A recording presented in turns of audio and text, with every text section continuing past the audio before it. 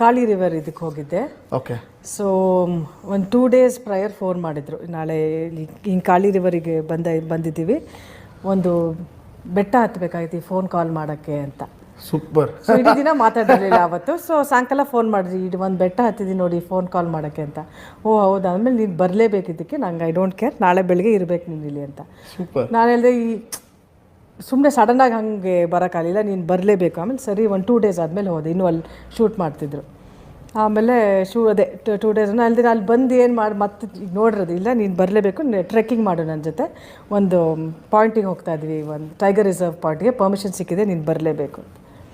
ಸರಿ ಹೋದೆ. ನಾನು ಹೋಗಿ ಅಲ್ಲಿ ಟ್ರೆಕ್ ಮಾಡಿ ಅವ್ರ ಜೊತೆ, ಅವರು ಮತ್ತು ಅಮೋಘ್ ಮತ್ತು ಇಡೀ ಟೀಮ್ ಜೊತೆ ಟ್ರೆಕ್ ಮಾಡಿ, ಅಲ್ಲಿಂದ ಮಾರ್ನಿಂಗ್ ಬೈ 4:15 ಹಂಗೆ ಶುರು ಮಾಡಿದ್ವಿ.